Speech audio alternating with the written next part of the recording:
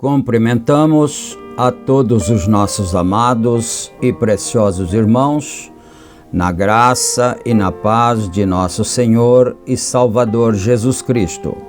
A partir de agora, estamos começando mais uma programação de fé, com o objetivo de trazermos para os nossos corações mais uma porção da bendita palavra do Senhor nosso Deus, para a nossa edificação espiritual. E quem vos cumprimenta é o pastor José Aparecido da Silva. E nós convidamos a todos os nossos amados e preciosos irmãos e irmãs para termos um momento de oração, falando com o Senhor nosso Deus nesse instante. Orem então comigo. Bendito Deus, Pai de nosso Senhor e Salvador Jesus Cristo, humildemente, ó Pai, nós nos encontramos em Tua bendita presença, Senhor. Pedimos o perdão pelos nossos pecados, nossas fraquezas, nossas falhas, e pedimos também que o Senhor nos dê inspiração divina para fazermos esse trabalho, para realizarmos mais esta obra para o Senhor nesse instante, e que cada um de nós possamos ser graciosamente abençoados pelo Senhor. O Senhor é conhecedor das nossas necessidades, o Senhor sabe o que cada um precisa, ó Deus. Então nós pedimos que o Senhor estenda as Tuas benditas mãos de misericórdia e nos ajude e nos dê vitória, Senhor. Aqueles que estão enfermos, que recebam do Senhor a cura divina, a libertação total, completa, porque Jesus Cristo é o mesmo ontem, hoje e eternamente. E nós sabemos que o Senhor fez no passado e disse que aqueles que crescem fariam as mesmas obras que o Senhor faz ou fez. Então, meu Deus, nós pedimos a bênção em favor de todos, desde o bebezinho até o mais velho, até a mulher mais velha, que todos recebam a vitória, meu Pai. E assim, Senhor, que nós possamos ser abençoados com mais esta programação de hoje. E é em nome do Senhor Jesus Cristo que nós pedimos todas as bênçãos e te agradecemos desde agora e para todo sempre. Amém e amém, Senhor Jesus. Graças a Deus. Muito bem, queridos, a escritura que vamos ler está na segunda carta do apóstolo São Paulo a Timóteo, capítulo 3. E nós leremos a partir do versículo 10. E enquanto os irmãos procuram, nós vamos trazer as nossas notificações, como acontece todos os dias. Lembrando então que esta programação é uma gentileza da igreja que está em Santa Bárbara do Oeste, na Rua Romênia 212, no Jardim Europa. Os nossos cultos ali são realizados todos os domingos no horário das 18h30. E na cidade de Campinas, o nosso tabernáculo está localizado na Rua Geraldo Gonçalves Dias, número 130, no Parque Residencial Shalom. Nossos cultos ali são realizados todos os sábados, a partir das 18h30. Todos são bem-vindos, todos são convidados, venham e faça parte da família da fé, venha adorar conosco. E nós pedimos também aos irmãos que gostam desta programação, que amam a mensagem do profeta que Deus tem nos enviado, então não se esqueça de clicar no joinha, no gostei, e também de se inscrever no canal, porque assim, se você fizer isso, o algoritmo do YouTube vai impulsionando nossos vídeos cada vez mais e mais pessoas vão sendo alcançadas pela bênção de Deus. Aqueles que são eleitos de Deus, que são chamados para crerem na palavra da hora, então todos serão alcançados em nome de nosso Senhor e Salvador Jesus Cristo. E agora, meus queridos, meus amados irmãos, nós vamos ter então a nossa leitura bíblica, conforme nós anunciamos. 2 Timóteo, capítulo 3, e começaremos com o versículo 10. Leiamos então. Tu, porém, tens seguido a minha doutrina, modo de viver, intenção, fé, longanimidade, amor, paciência, perseguições e aflições tais quais me aconteceram em Antioquia, em Icônio e em Listra, quantas perseguições sofri, e o Senhor de todas me livrou. E também todos os que piamente querem viver em Cristo Jesus padecerão perseguições. Mas os homens maus e enganadores irão de mal para pior, enganando e sendo enganados. Tu, porém, permanece naquilo que aprendestes, desde que fostes inteirado, sabendo de que tens aprendido e que desde a tua meninice sabes as sagradas escrituras que podem fazer-te sábio para a salvação pela fé que há em Cristo Jesus. Toda a escritura é divinamente inspirada e proveitosa para ensinar, para repreender, para corrigir, para instruir em justiça, para que o homem de Deus seja perfeito e perfeitamente instruído para toda a boa obra. Amém. Nós então chegamos até o final do capítulo que nós começamos aqui no versículo 10, capítulo 3 de 2 a Timóteo. E agora, meus queridos, nós vamos ouvir um belo louvor, uma belíssima canção para o nosso enlevo espiritual. O nome do hino que vamos ouvir é Madeiro Lavrado. E quem canta esse hino é a saudosa dupla Jair e Osana. Então, essa dupla gravou esse hino no ano de 1978. E nós vamos agora matar saudades. E você que nunca ouviu ainda, mas é impossível que não tenha ouvido, não é? Mas todos que são da velha guarda se lembram desse hino quando era muito cantado nas igrejas. E agora ainda em alguns lugares ainda se pode ouvir.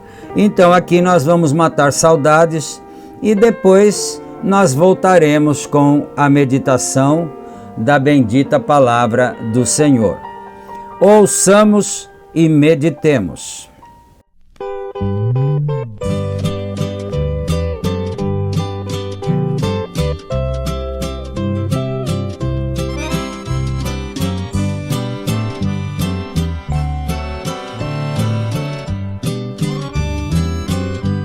Cortaram madeiro, fizeram uma cruz para o meu Salvador. Madeiro lavrado, com pregos cravados, pesada ficou. Ele carregou a cruz, no caminho caiu, mas Deus deu-lhe graça, morrendo na cruz, por mim e por ti. Foi feita assim a cruz do Salvador. Madeiro lavrado, com pregos cravados, pesada ficou. Perante Pilatos, Jesus foi levado como um malfeitor. Chegando a ele, olhando ao mestre, assim perguntou: És o rei dos judeus? Disse Jesus: na verdade eu sou. O meu reino é eterno, não é deste mundo, daqui eu não sou. Foi feito assim a cruz do Salvador. Madeiro lavrado, com pregos cravados, pesada ficou. Chegando ao Calvário, pregaram na cruz o meu Salvador. Com a coroa de espinho, com a fronte sangrada, ao Pai suplicou. Transpassado de dor ficou o meu Salvador. Às 3 horas da tarde inclinou a cabeça e ali expirou. Foi feito assim a cruz do Salvador. Madeira lavrado, com pregos cravado, pesada ficou.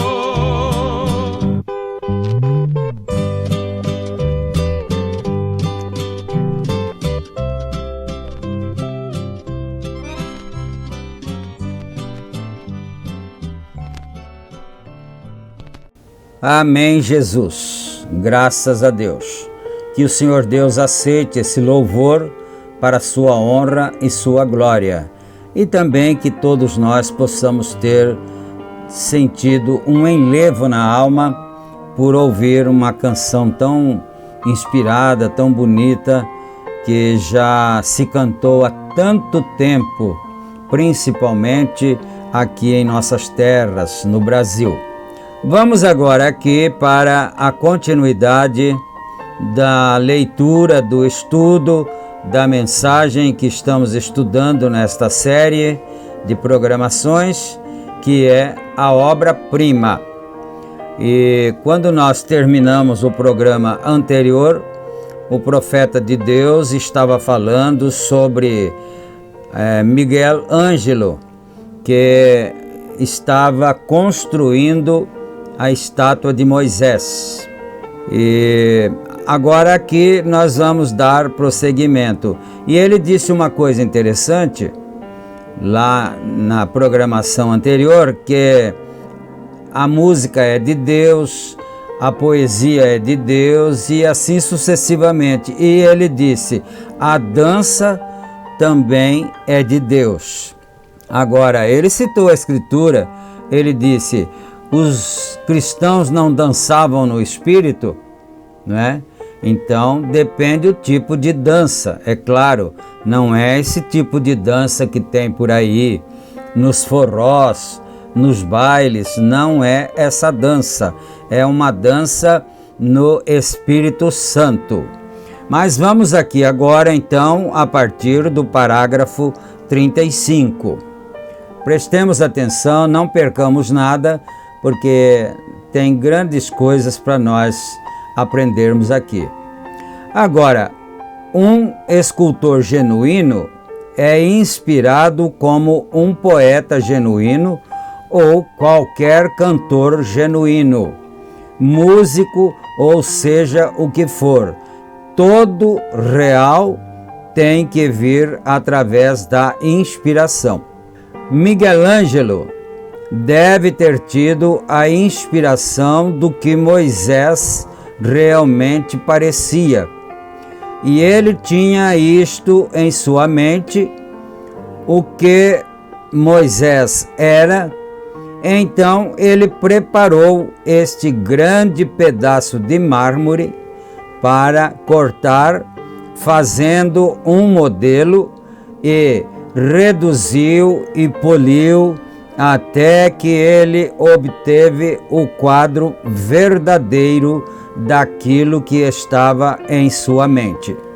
Então, quando ele tinha aquilo tão perfeito, cada canto e cada lugar raspado e os olhos exatamente corretos e cada cabelo e barba, tudo exatamente da maneira que aquilo era, ele parou e olhou para aquilo. Eu penso de muitos anos difíceis de trabalho e como ele teve que guardar aquela visão o tempo todo em sua mente do que ele faria. E pensem, aquela visão em sua mente por tantos anos, para fazer com que aquilo parecesse exatamente com aquilo que ele teve a visão.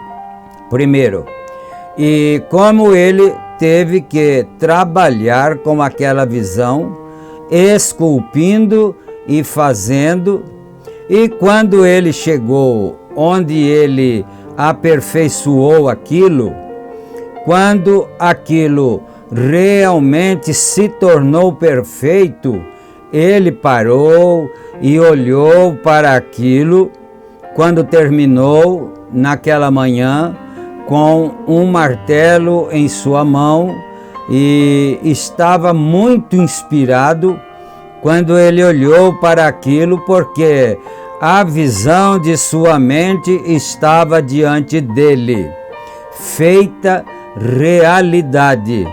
O que ele tinha visto, a sua concepção do que Moisés era. Ali estava a figura diante dele. O que ele teve em seu coração por todos esses anos, a labuta, as horas de tristeza e depressão e críticas e tudo mais, mas mesmo assim ele permaneceu certo com a visão até que ela foi completada.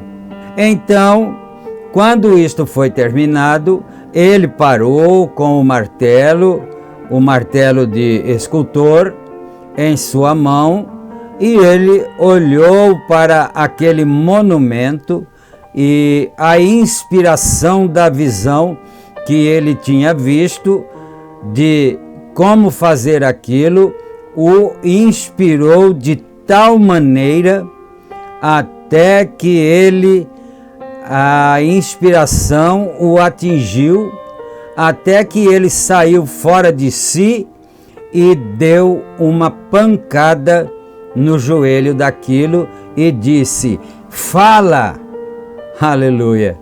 E agora há uma fenda naquela grande estátua no joelho direito, um pouco acima do joelho, a umas 6 polegadas está o lugar. Eu coloquei minha mão naquilo, mais ou menos desta fundura. Então você entendeu? Miguel Ângelo, depois que terminou e passaram-se tempos e tempos trabalhando naquilo, uma coisinha faltava ali, ele ia lá e colocava, arrumava, lixava, outra coisinha para cá, e assim o tempo foi passando, os dias, os anos, e ele sempre seguindo a sua inspiração. Mas quando chegou um momento assim que ele olhava na estátua, parece-me que eu posso vê-lo olhando da direita para a esquerda, depois rodeava da esquerda para a direita, de frente, pelo lado de trás, tudo estava perfeitamente correto, conforme a visão, conforme a inspiração que ele havia tido. Então ele ficou tão tomado pela inspiração, ficou tão inspirado, que ele estava com seu martelo em sua mão, martelo de escultor, e ele deu uma pancada no joelho da estátua e disse: fala! Quer dizer, fala, Moisés, você está tão perfeito, fala agora, conversa comigo. Olha que coisa interessante, não é? Então, depois dele ter passado todo aquele tempo por anos e anos para fazer aquilo, sob a influência de ver realizado o que ele tinha visto em seu coração e em sua visão, e desejava ver aquilo, ficou pronto. E quando aquilo ficou pronto, ele estava tão inspirado com aquilo que ele até pensou que a sua própria obra-prima devia falar com ele. E ele lhe bateu na perna e gritou: fala! E isto fez uma fenda ali. Isto colocou uma falha naquela estátua. Para mim, a fenda foi o que fez aquilo ser a obra-prima. Agora, talvez para o para a mente que pode pensar diferente, você pensa que aquilo a estragou. Não. Para mim, isto fez o que aquilo era. Isto porque após tantos anos de trabalho cuidadoso e labutas e inspiração e tudo mais para fazer aquilo, foi provado que sua labuta não foi em vão. Aquilo estava perfeito. E foi por isso que ele gritou: fala! Porque ele tinha visto diante dele que ele foi capaz de realizar, fazer acontecer a visão que estava em sua mente. E, portanto, sob a inspiração, ele fez algo fora da razão, fora do comum. Ele bateu naquilo e gritou: fala! Vem, ele não teria feito isto se ele tivesse pensado, mas ele não pensou.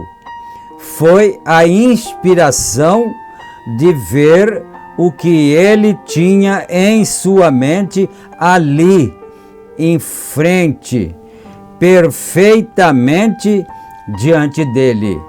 Suas labutas, seus esgotamentos e longas noites, e afastado do mundo por dias, e talvez comendo um sanduíche e trabalhando ali, e voltava e, ora, não é bem assim que isto é. Agora tenho de descer isto, e esmerilhava aquilo. Então ele olhava, dizia: não, aqui ainda não está bem, aqui ainda não está aparecendo Moisés.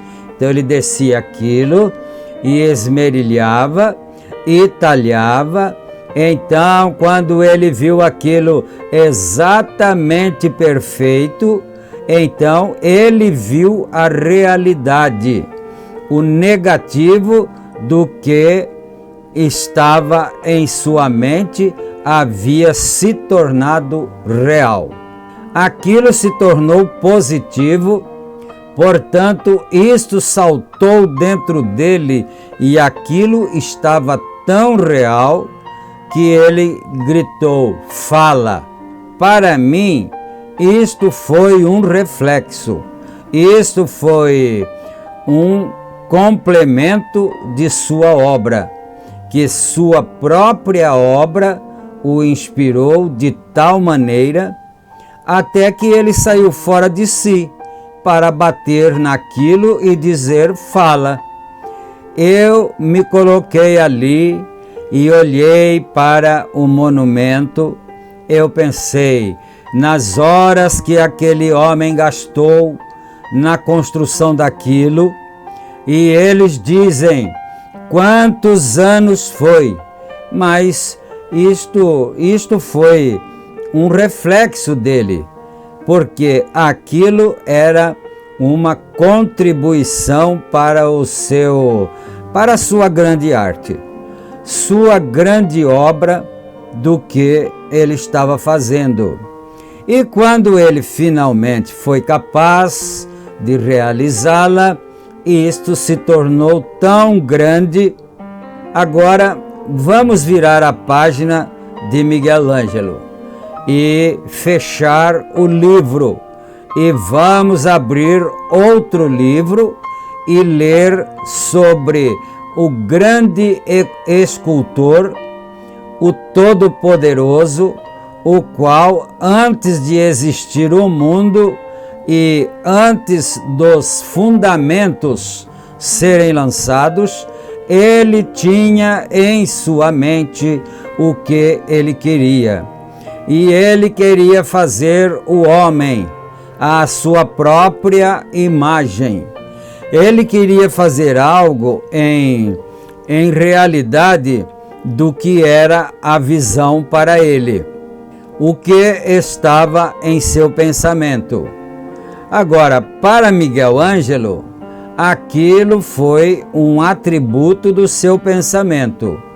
E Deus queria fazer o homem conforme a sua imagem, o grande escultor, e ele foi trabalhar nele. E nós observamos como ele foi trazendo os materiais primeiro, talvez foi peixes, e então pássaros, e então as coisas rastejantes sobre a terra, e as muitas coisas que ele pensou sendo o Criador. Ele não era como o homem, agora um escultor que teve que tomar algo que foi criado para talhar uma imagem. Ele era o escultor das coisas eternas.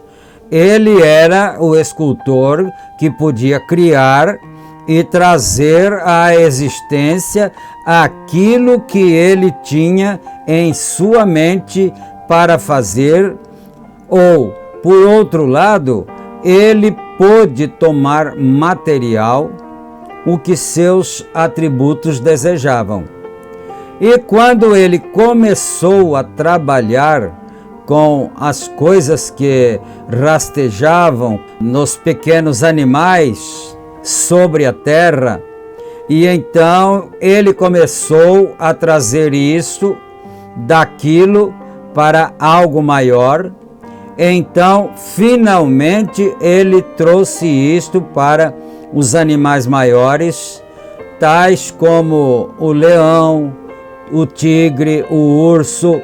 Então, ele trouxe aquilo na vida, talvez, de macacos, símios e assim por diante. Agora, não uma evolução como nós pensamos que um veio de outro. Aquilo foi uma criação completa. Eu preciso fazer uma pausa aqui. Ele está dizendo aqui que primeiro ele criou os répteis bem rasteiros, depois já os animais baixos, mas que já podiam caminhar, andar, e assim por diante, até chegar nos animais quadrúpedes, por exemplo, leões, onças e coisas assim, até chegar naturalmente na obra-prima que era o homem. Mas isto não quer dizer que um derivou-se do outro. Não foi dessa maneira. Nós não derivamos de animal nenhum. O homem, o ser humano, não derivou do macaco, como alguns cientistas dizem. Então, Deus criou o homem à sua imagem, conforme a sua semelhança. Isso foi uma criação, não foi uma evolução. Deus trabalhando em um exemplo. Mas, finalmente, ali veio sobre a terra a perfeição, e esta foi o homem. Então, o homem foi a obra-prima de Deus, colocado sobre a face da terra, depois que ele tinha criado tudo, aves, répteis, animais, como o cavalo, como a vaca, e assim sucessivamente. Agora veio a sua obra-prima, que era conforme a sua própria imagem, conforme a sua própria semelhança. E então ele pôde ver naquele homem que ele se parecia com ele. Então agora, quando ele olhou para ele, ele era um reflexo do que era seu Criador. Deus tinha sido agora capaz de realizar a coisa que ele queria, um homem à sua própria imagem. Então eu posso dizer isto, que quando ele fez este homem, ali havia algo sobre ele mesmo, não parecendo bem certo, porque ele estava só. E era assim que Deus estava sozinho. Não vamos perder esses detalhes porque são importantes para o nosso aprendizado espiritual. Deus era sozinho. Deus não tinha esposa e ele criou o homem também sozinho. O homem também não tinha uma companheira, não tinha uma esposa. Ele era eterno e o homem agora, na imagem de Deus, também existia na terra sozinho. Ele deve ter soprado no seu lado direito e dali ele tirou um pedaço e fez para ele uma companheira, uma esposa. Então ele não estava sozinho. Ele tinha alguém com ele. E esta é a sua grande obra. Bendito seja o sagrado nome do Senhor Jesus Cristo. Profeta de Deus, em uma outra mensagem, ele disse que o Senhor tem uma frase lá em Gênesis que qualquer pessoa pode ler. Está escrito assim: não é bom que o homem viva só. Far-lhe-ei uma adjutora para que esteja como que diante dele para sempre. Então veja, aí o profeta de Deus continua. Por que ele deve ter feito isso? Porque Deus já havia vivido sozinho por muitos e muitos séculos e milênios. Deus vivia sozinho, porque ele não teve uma companheira, ele nunca teve uma esposa. Então ele pensou, é muito ruim, é muito triste viver sozinho. Então eu quero que a minha imagem, o meu homem que eu criei, que está na terra, que ele tenha uma companheira para estar junto com ele, diante dele, como ter com quem conversar, com quem trocar ideias e assim por diante, né?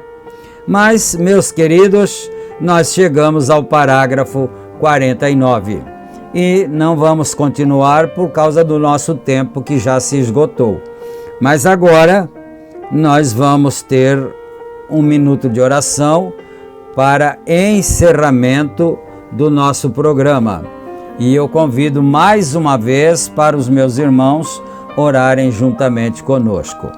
Gracioso Deus, Pai bondoso de misericórdia, em nome de Jesus Cristo, Senhor, nós agradecemos por este momento, por esses ensinos sagrados maravilhosos que nos dá muito entendimento, que nos faz crescer na graça, crescer no conhecimento da palavra, Pai.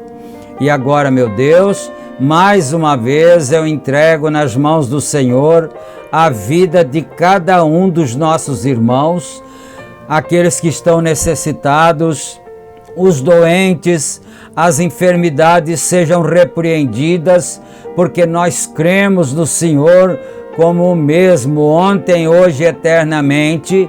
Que cada irmão, cada irmã seja curado, seja curada, libertados em nome do Senhor Jesus Cristo, ó Pai de misericórdia, e que também, meu Pai, o chefe de família possa ter o seu trabalho secular para poder trazer o pão de cada dia para os seus filhinhos, para o seu lar, para o sustento da família. Prepara, Senhor, para cada um o seu trabalho, o seu ganha-pão. Ó Pai bendito, e fica conosco, abençoando os lares, expulsando todos os males, espíritos malignos, no nome do Senhor Jesus Cristo. para a glória de Deus. Em nome do Senhor Jesus Cristo, nós te pedimos e te agradecemos, agora e para sempre. Amém e amém, Senhor Jesus Cristo. Graças a Deus. Meus amados, chegamos ao final da nossa apresentação de hoje e fiquem todos então com Deus, na graça e na paz do Senhor Jesus, e se Ele permitir, nós vamos estar juntos novamente em nosso próximo programa. Amém, amém.